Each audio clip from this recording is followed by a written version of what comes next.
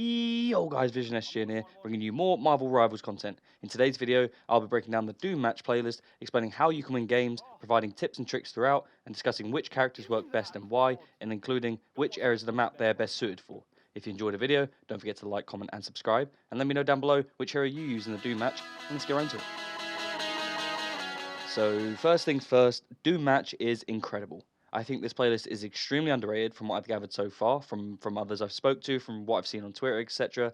And overall, I think it's a really fun and chilled out game mode for the most part, which brings great variety to the game, and it also allows you to just change it up and try out different characters, which a lot of players unfortunately don't do. I think they get stuck in their way playing the same 3 to 5 characters and grind casual matches and competitive matches.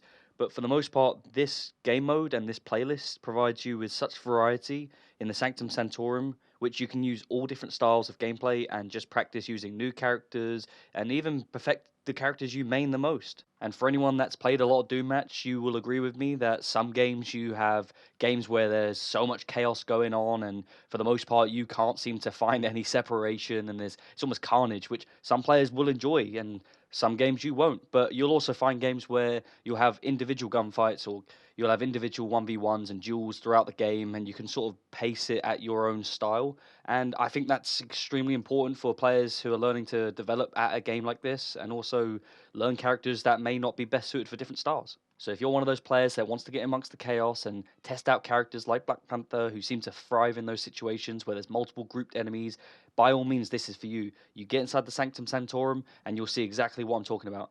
But if you want to be one of those players that wants to practice on your 1v1s and your solo duels, this map also provides that. And there are other heroes where you'll find yourself in a lot of situations within this map where you have 1v1 situations, giving you great variety for the most part, and you'll encounter all sorts of different characters. So how do you win Doom Match? Well, it's really quite simple. It's the first player to reach 16 kills wins the game. There are 12 players, including yourself, and a 10-minute timer. However, the trick to winning is where you position yourself on the map, which hero you decide to play as, and what you want to avoid, which I'll explain further in the video.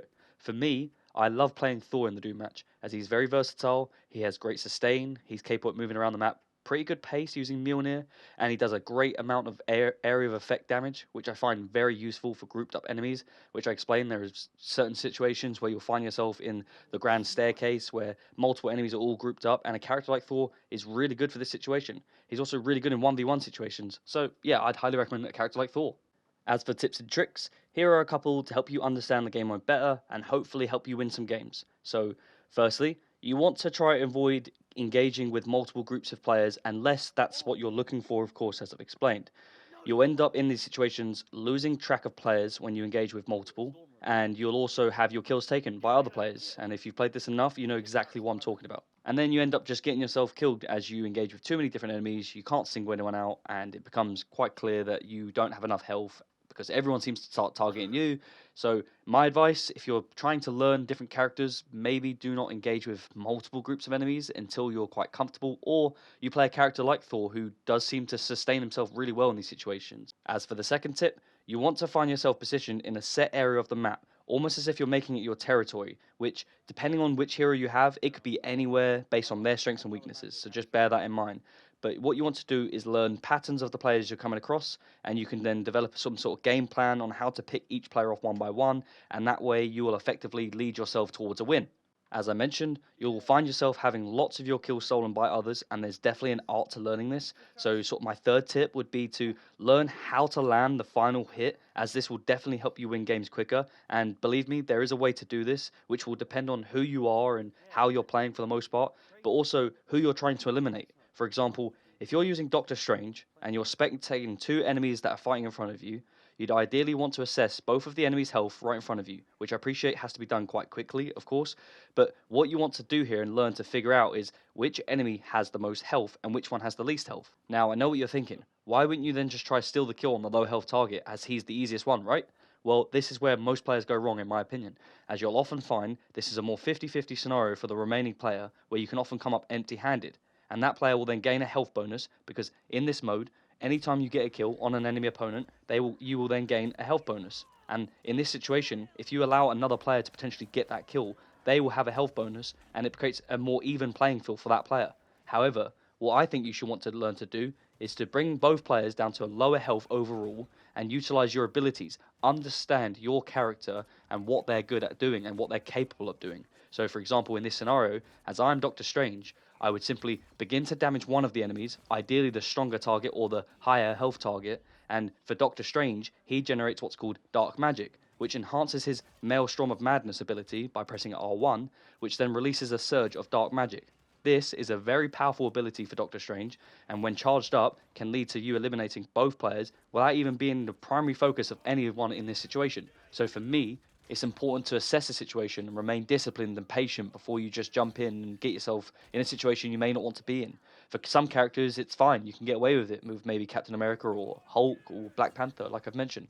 But it's important to understand that you can also back out of certain engagements and go look for health, or maybe go and look for another player that's on their own and isolate them, and just think about things with a bit more consideration to how the map works and who you're coming across, etc. As a fourth tip, there are also characters or matchups you definitely want to avoid, and for the most part, you can only really learn this or perfect this by practicing and just playing the game and playing this game mode, as you'll find some heroes are better or worse depending on who you come across. For example, you don't want to mess with Wolverine, as most people understand. If you are a slow moving tank, he is your worst nightmare. So if you're one of those tanks that just can't fly or is so slow, he's pretty much going to win this 9 times out of 10, as that's literally what he's designed to do. He is the tank destroyer. Whereas a flying and faster moving player can avoid Wolverine's abilities, providing them with the advantage. In comparison to this, I personally avoid playing as a support hero in this playlist, and for the most part, I just haven't seen one be effective. And I've tried a couple myself. I haven't found much success. So that's just my personal opinion and my own experience. But I can imagine maybe Mantis or Loki being effective in this. But that's for you to experiment, as I just enjoy other characters, and I'm sure others have found some sort of meta and some sort of strategy how to support players work in this. So on that note, which heroes have I found work best for Doom Match? As I've mentioned, Thor works really well for me. I really enjoy that character. In addition to this, Storm, Squirrel Girl, Winter Soldier, Black Panther, Captain America, Star-Lord, Hulk, Spider-Man, Iron Fist, and Wolverine are the most successful characters I've used and most effective characters I've come across who seem to cause me the most problems or stop me from winning games. Now, pretty much did just name almost half the heroes in the game almost. I imagine it's probably about half. So, like I mentioned, you can almost use anyone. I guess pretty much every character can be used in their own way. Maybe I'm just not good at some characters, so maybe that's why I didn't put them on the list. But for the most part, they are the characters I've been most successful with and found the most sort of fun with. But I will be using every character eventually. I really enjoy this game mode. I think when playing it, I found this really helpful for learning new characters, which is the main reason I thought this video would be useful for others who are in similar positions to myself, where you want to just try and have fun whilst using new characters. Because for me, as much as I like the competitive playlist and grinding up through ranks, I also want to utilize the amount of characters there are in this game. I'm one of those players that wants more heroes in the game, and I'm glad they're adding more. But you need to use them if you're going to want more characters, and I think it also helps for your own development and just for the overall experience. If you learn every character, you don't have to use them, but if you come across a character you don't quite understand, I think that's going to hinder you with how you can play with your main characters. So yeah, definitely by all means, you want to try and explore with this game mode. I think it's really helpful for new characters, so definitely try and learn as many characters as possible. And just bear in mind when playing with new heroes that you're not always going to have the best game, or the overall experience with that one character may be different based on a map to map basis with who you come across. And just don't be so quick to judge a character based on one game. Like I said, your experience could change drastically from game to game. So I think it's important to consider that. You can often find yourself almost trapped in a cycle of unfortunate events in some of these games, and to be honest, you just have to learn to brush those off and forget about them and just move on to the next. But anyways, enough with that. Let's get on to the final point, which is map positioning, and this is key. You'll find as you learn the map that certain areas just work better or worse for you. Now, this will depend on if you're a close range character or a range character, but also as a player and your style. You may be a fast range player or a really slow close range character. So just also factor that into how you're going to play the map and where you want to sort of position yourself at most times. If you're a more close quarters character or hero, such as Captain America or Wolverine, you really want to avoid the open streets and maybe the grand staircase, as you want to isolate players and maximize your close quarter capabilities whilst also being uninterrupted from others, because this can be a real pain when trying to juggle multiple players annoying you.